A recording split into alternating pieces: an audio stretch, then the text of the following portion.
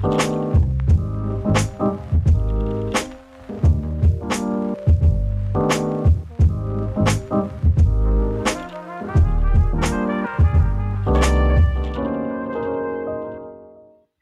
everyone. Welcome to the Wealth Roundtable. Myself, Sean, the Wealth Mindset Motivator, and Dwayne Venable. yes, and we are so excited. Listen, if you're tuning in, we always say this at the beginning. Dwayne and I are on an ambitious mission to really redefine the meaning of wealth. Wealth is so much more than the tangible things, but guess what? That is a part of the equation too. We are real estate investors. I'm a Christian life coach as well, but today I am super excited because I have my brother, the real estate CEO, Mr. Gardy in the house. So, Gardy, what's up? How are you? I'm doing good. I'm doing good. How you guys doing tonight? Doing Doing great, man. well. So listen, for those who may be meeting you for the first time or those who need a little bit of a reintroduction, can you tell the people who you are, what you do, and how you add value? Most definitely, most definitely. So one, I just want to say thank you for bringing me on your platform tonight just to talk about my experience. So I'm grateful to be here.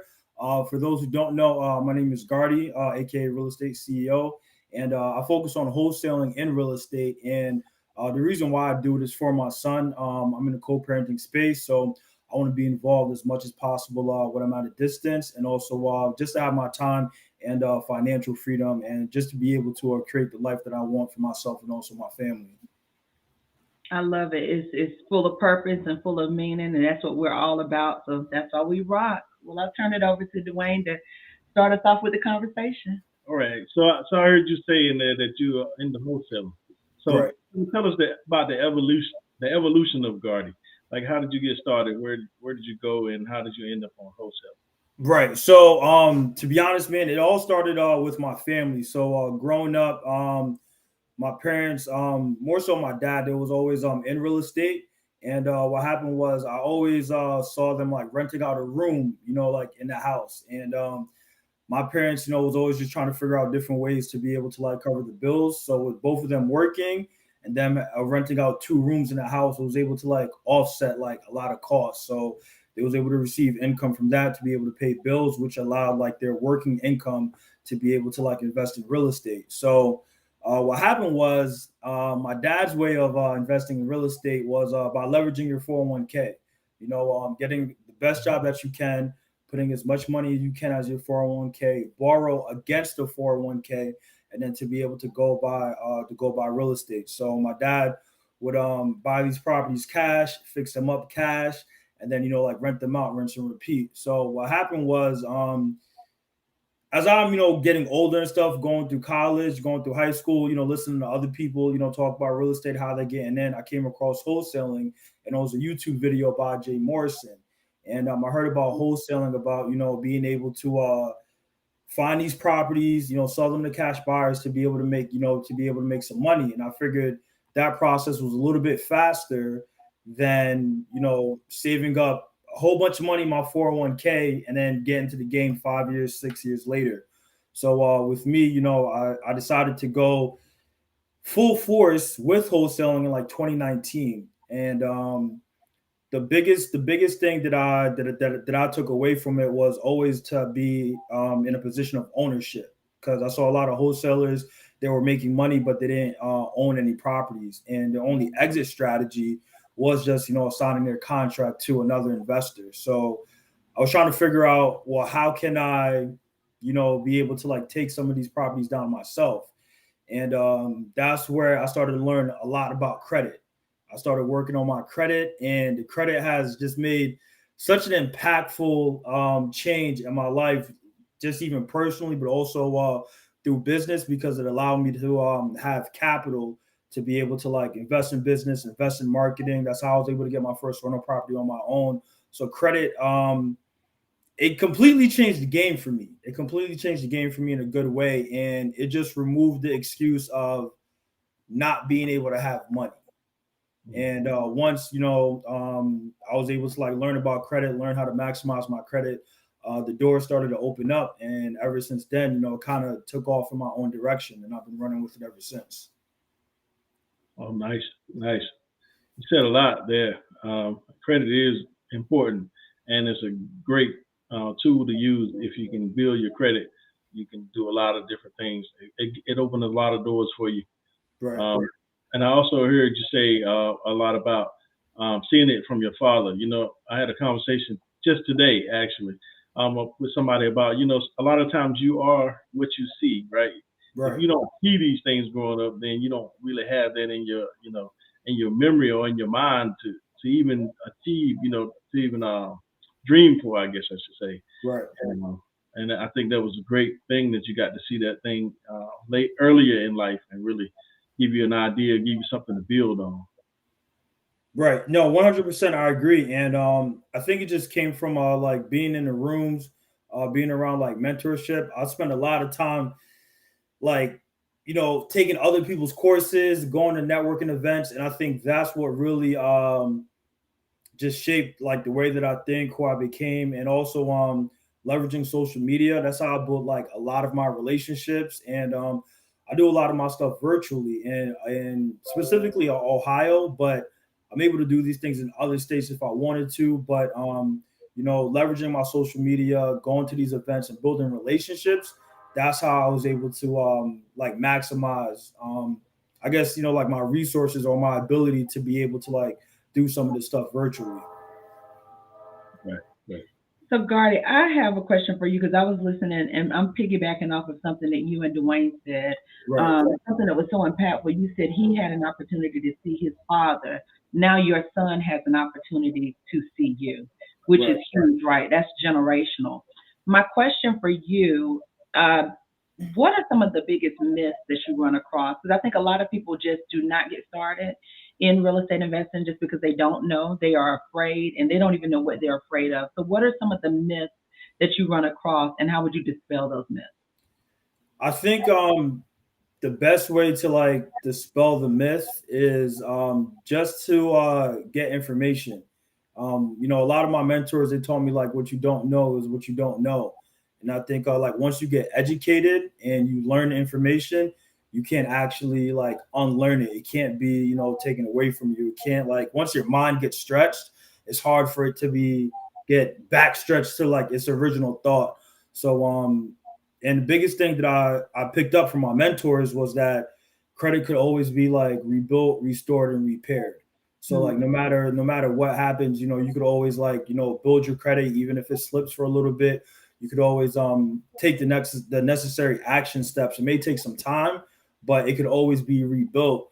And that's I've been following, my mentor's blueprint for like all these years, and it worked for me in my favor. So and that's what I would say to anybody who's like, don't know too much about credit or how to leverage credit in business. I think the first thing is just to get educated and learn how to be able to leverage credit, how to be able to build your credit up.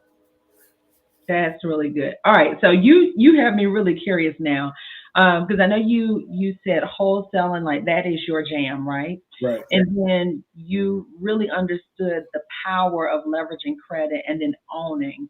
Can you walk us through what that first experience felt like when you transitioned to now I'm owning a piece of Right. property versus reselling it to someone else? Right. So it was literally like just a great feeling because you go from thinking of doing business in a certain way, and I struggled a lot because like not a lot of people around me was leveraging credit to be able to do it in the capacity that I was doing it. So the other communities that I'm a part of, they already leverage credit. They already have like a whole bunch of properties, so they're already running, and it's like they're already so far ahead of me. But once I was able to do it like the first time, then that was like a major confidence booster because now I was like, okay, I did it and I could do it again.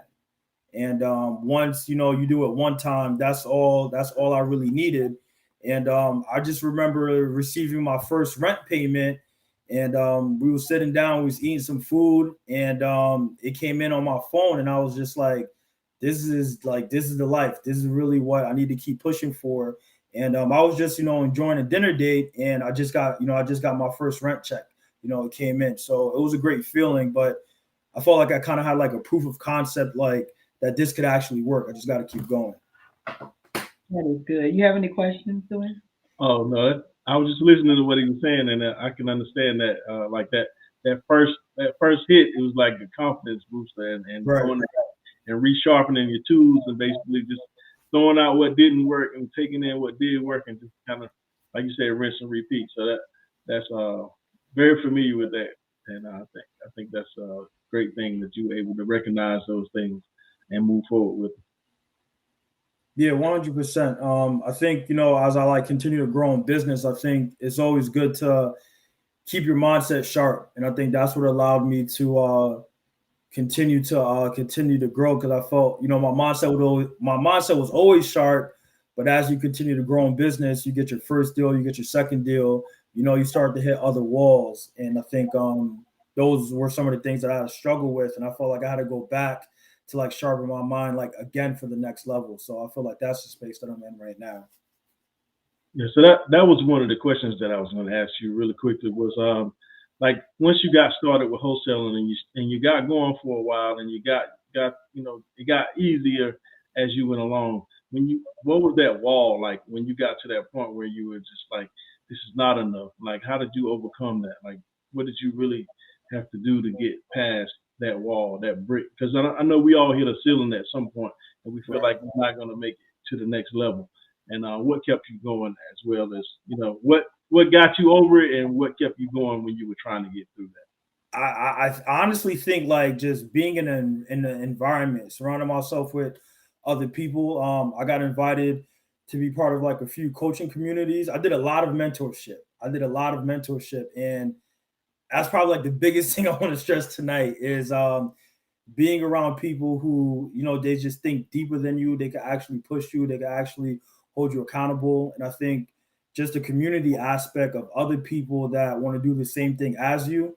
And I think that's where you overcome that brick wall, because you hear stories from other people on what they're doing.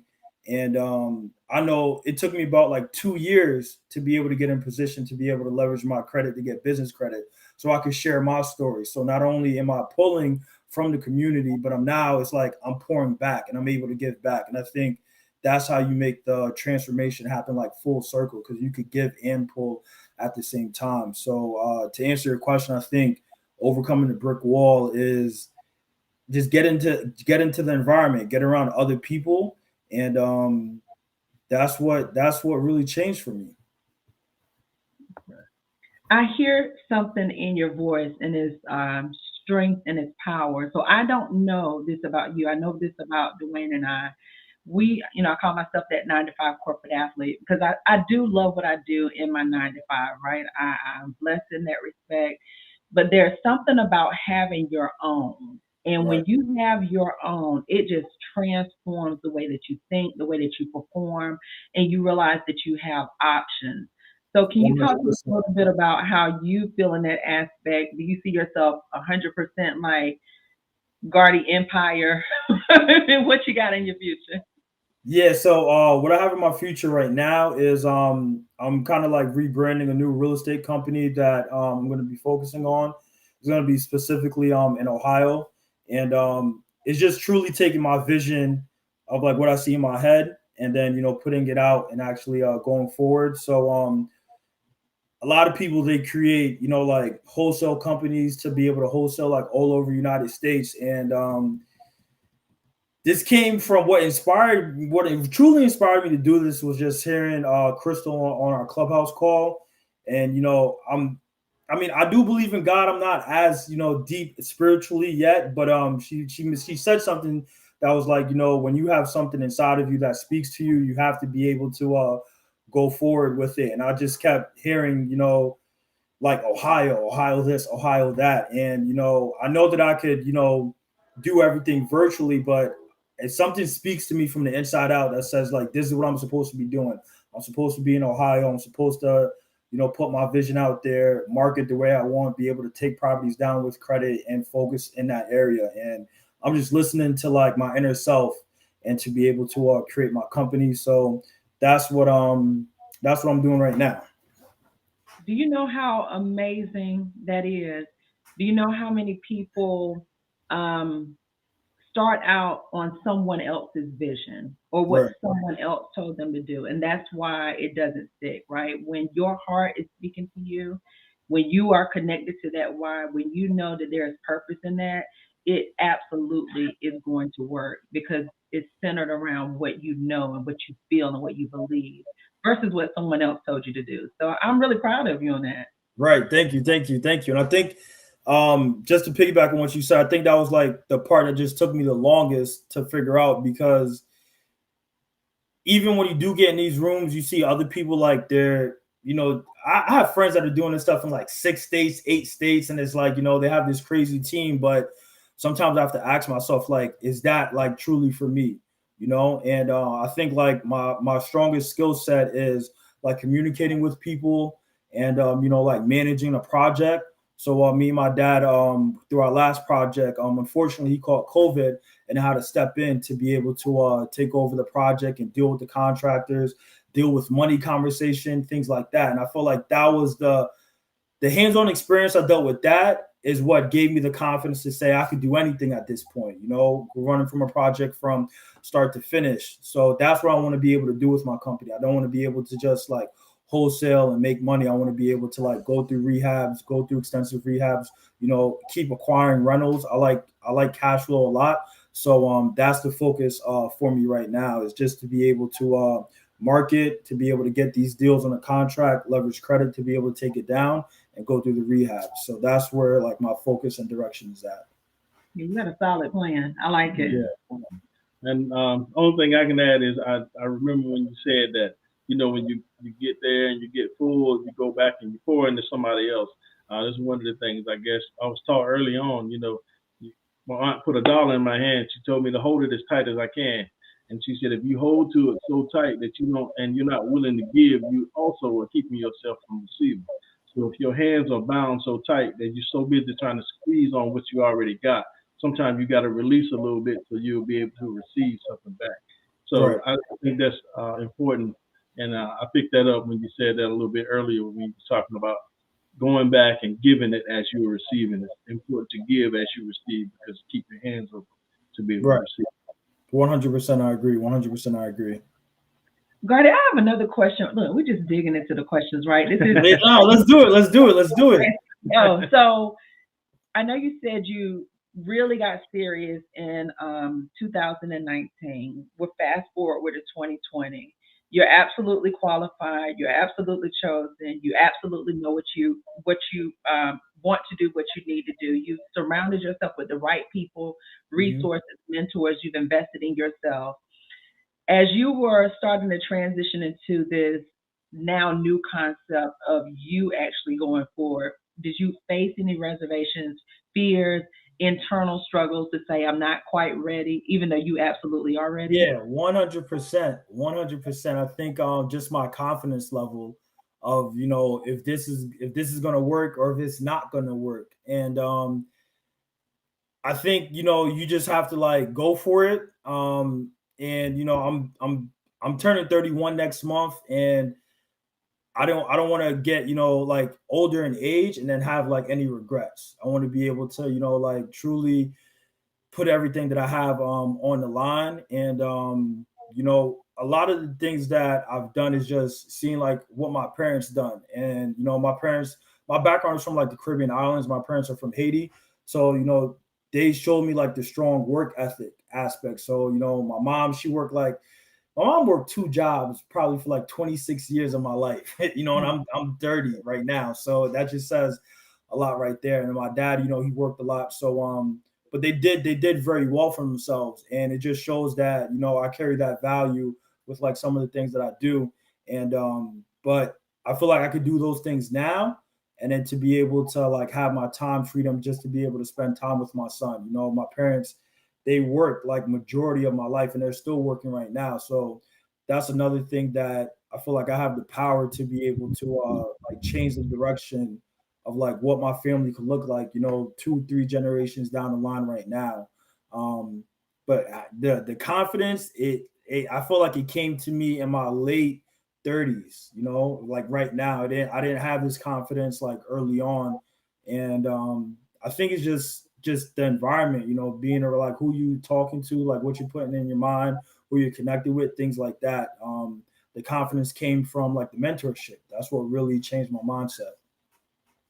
There's something that you said, and Gardy, I don't know if you know this. I know we hang in a couple of communities together, but when Mhm. you talked about your parents and the work ethic, and your mother in particular, and I just lost my mother-in-law, which is Oh Dwayne's wow. mother. So to really see the work ethic and what's instilled inside of you, and then to take it to another level and evolve it is amazing. So I didn't know if you wanted to comment or say anything there, but it's just an amazing transformation. Yeah, yeah. I watch my mom work, and provide for us and do different things for us. And that's kind of where my work ethic is. She didn't let me settle. She didn't let us slide by with the minimum. We still had to give it 100% in everything we did. Right. And that really is where I think my work ethic started. Just by those things, like you said, the things that you see and the things that you get Right. from being around people with those ethics, and it just stems from your environment, like you said, mentorship. It's because all of that growing up and all of that teaching from when you were growing up, that's still mentorship. It's still Right. stuff that's instilled in you. It's stuff that'll stick with you probably the longest is the things that you learn in those years. Yeah, 100%. I agree, and I think the hardest part, if you're learning about credit and it's not talked about as much, like in your family, because my family always used credit for like an emergency. If something goes bad, a car repair, a house repair, things like that. But the conversation or the thought of being able to use credit to leverage it in business is just like something that's like brand new, and it's like, well, what if the business doesn't work out? Like what are you gonna do? And I think that's the hardest part, at least for me, to like kind of wrap your mind around, like, what if it doesn't work? But what if it does? And I feel like if you could put the time and effort and energy, like into a job, into your career, you could do the same exact thing in business. You just have to figure out like how to do it. And I think once you figure out the how to do it, then it just comes down to putting in the work. Absolutely.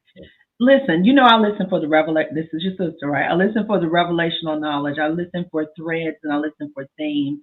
And Mhm. something that I've heard you say over and over is the importance of mentorship. Right. So my question to you is, as you begin to move in different mentorship circles, what attracted you to those particular programs, those particular mentors?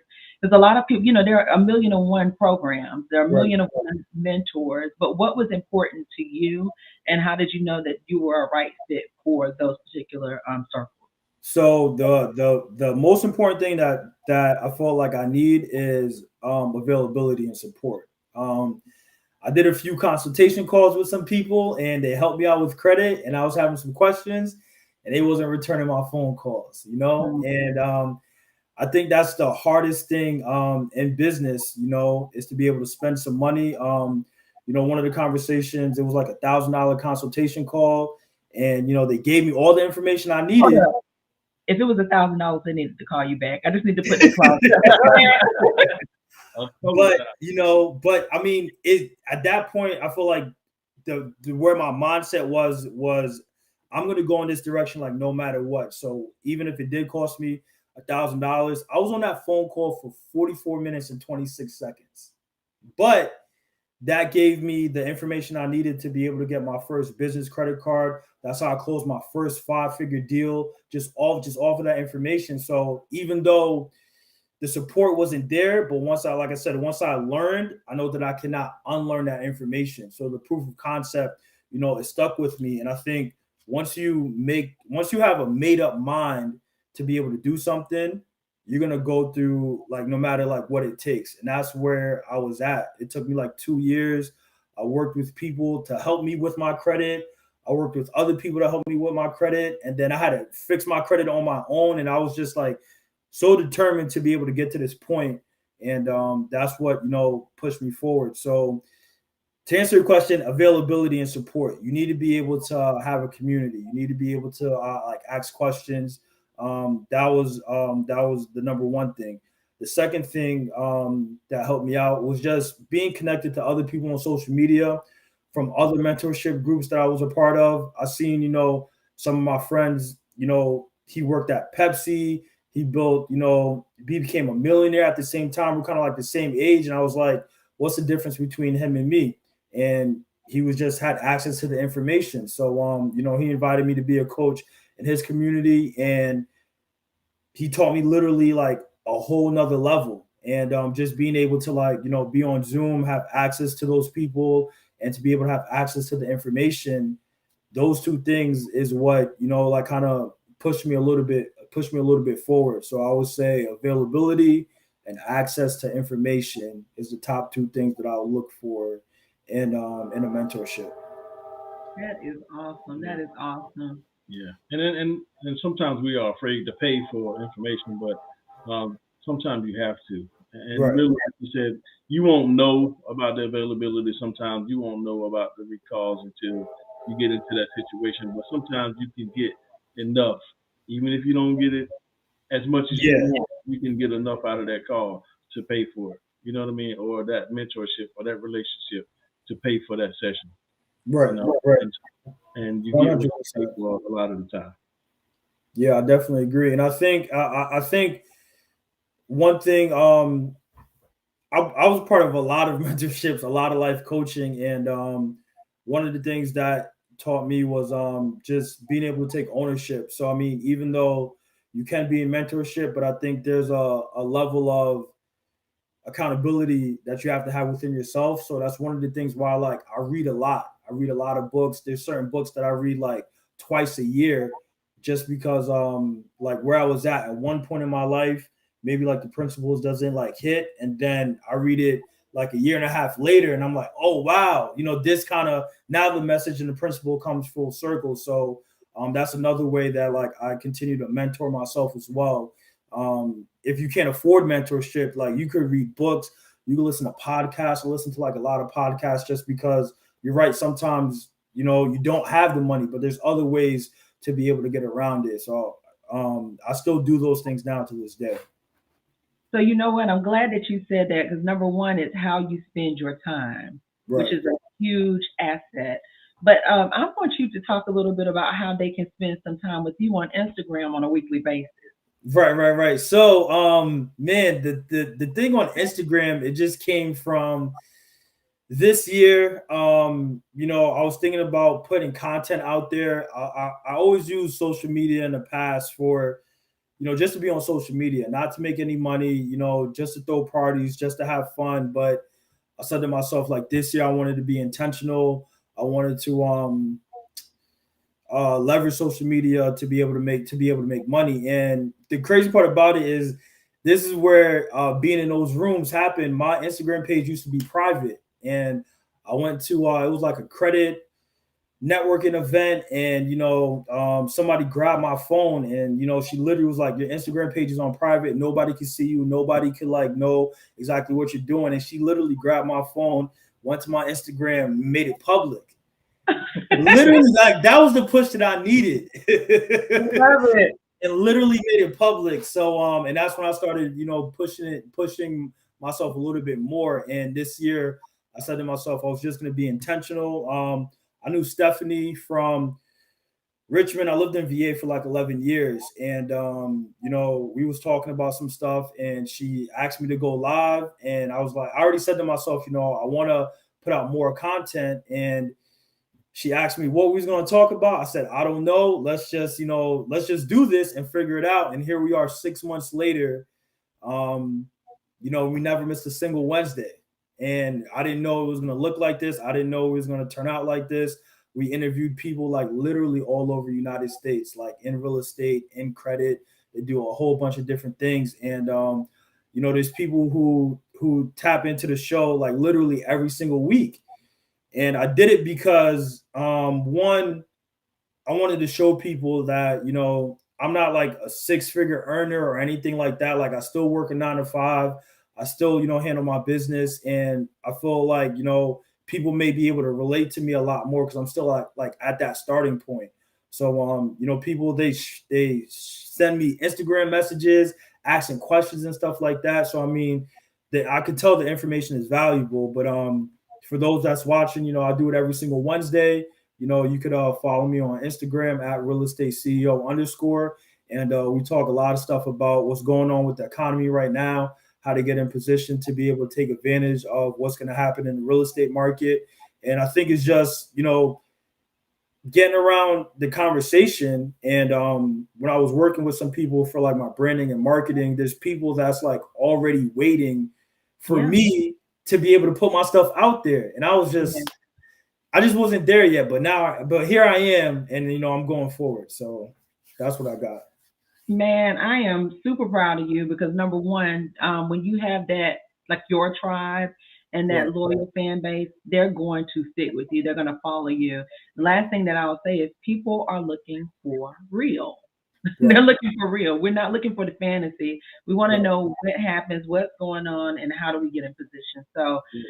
Gardy, thank you so much for accepting this interview. We Of course. definitely will be talking with you behind the scene about a couple of things. I know Of course. the space is in Ohio, but we're gonna need a little bit of the CEO here in North Carolina. Carolina.